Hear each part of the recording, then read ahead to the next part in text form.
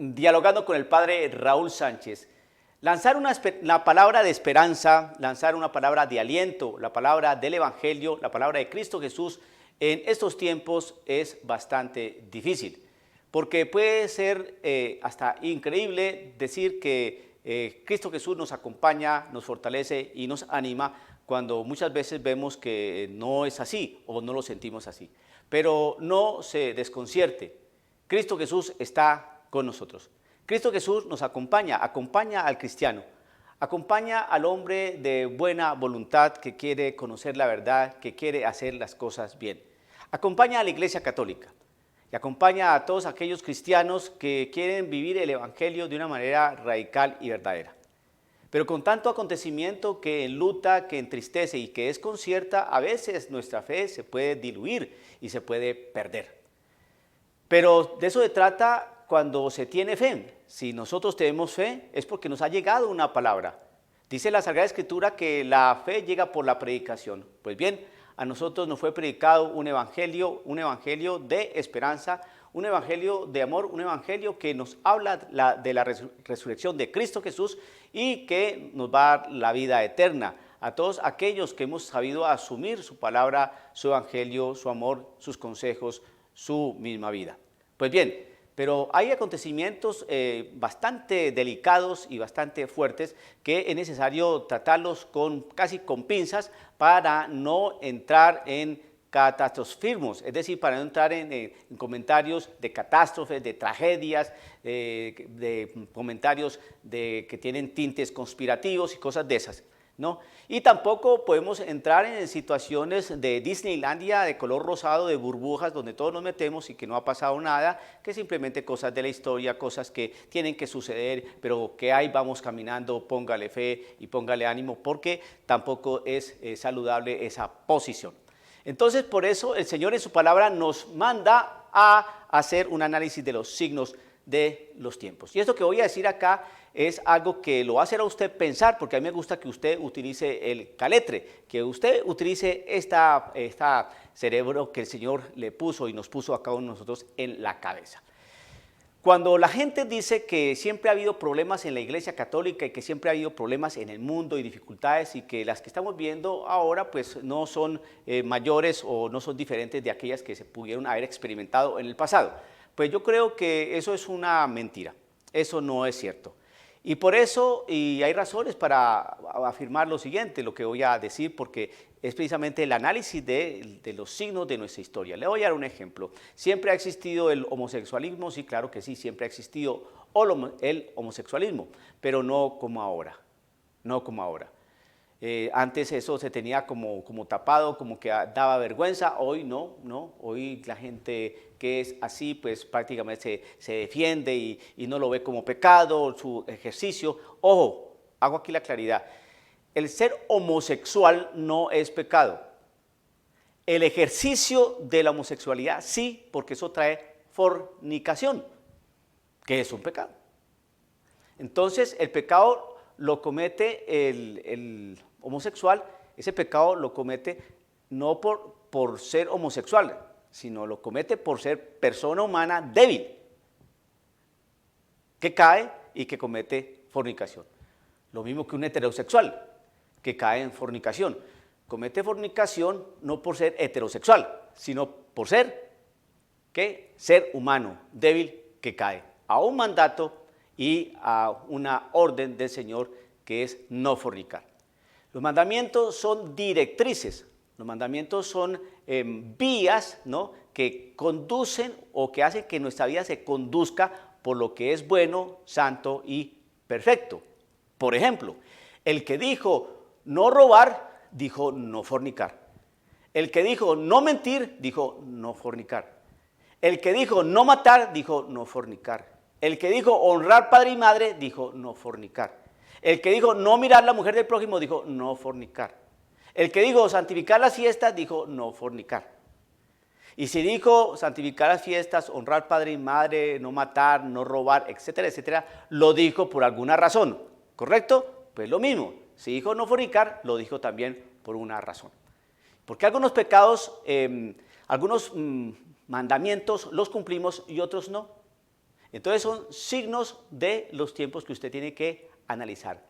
Antes se cumplían los mandamientos y se sabía que si se incumplía algún mandamiento, pues se estaba pecando. Hoy no. Hoy podemos incumplir algunos mandamientos y no estamos pecando. Eso es analizar los signos de los tiempos que nos están mostrando que la realidad moral, ¿no?, y la presencia de Dios en la vida del ser humano, pues no es lo mismo que hace unos años. Otro ejemplo, el aborto hace unos años era un delito, está penalizado en todas las naciones, o por lo menos en la gran mayoría. Al pasar los años, hoy no solo no es un delito, sino que es un derecho. Entonces sí han cambiado las cosas, se han cambiado las cosas. Antes el adulterar, que el hombre o la mujer tuviera un amante, eso era un escándalo.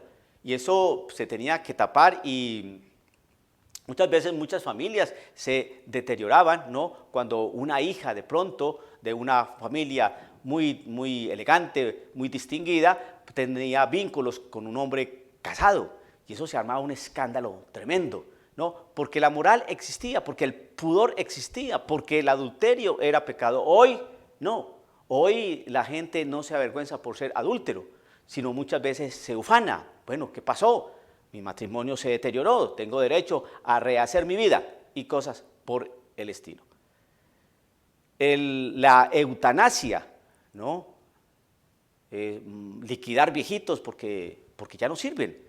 Entonces, el derecho a morir dignamente, ¿no?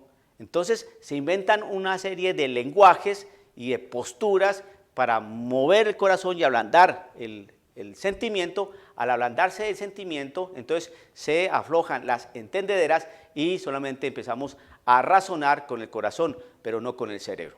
Entonces, no, sí hay cambios, sí ha habido cambios, y analizando los signos de los tiempos, vemos que sí los cambios se notan y que las cosas no están igual, y que si antes existía esto, pues hoy sigue igual. No, no señor, hoy es más complicada la situación.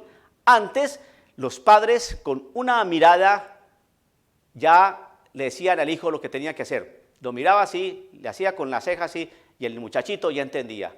Hoy no, hoy el papá le hace al muchachito y el muchachito ¿qué pasó? Y lo enfrentan. Antes la mamá decía una cosa y la hija obedecía. Ahora usted ve a una mamá de esta época corrigiendo a su hija adolescente de 14 o 15 años. Entran en conflicto. Es decir, que la mamá perdió autoridad y se puso al nivel de su hija de 14 años y dime que te iré.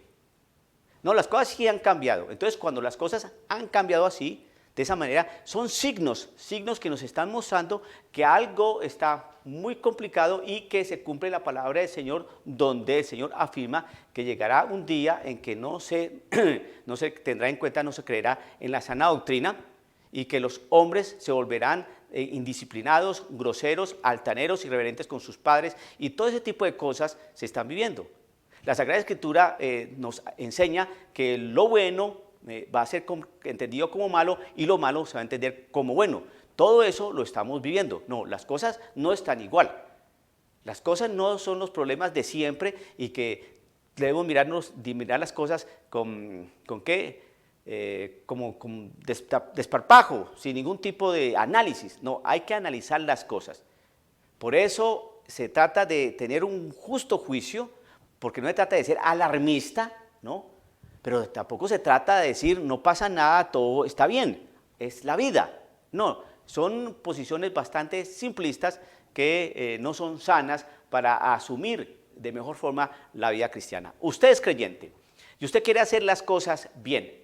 Usted quiere hacer las cosas conforme al querer del Señor. Entonces yo lo invito, querido hermano, que haga un análisis juicioso de los signos de los tiempos, sin llegar a entrar en alarmismos, a pensamientos catastróficos, porque no se trata de eso, ¿no?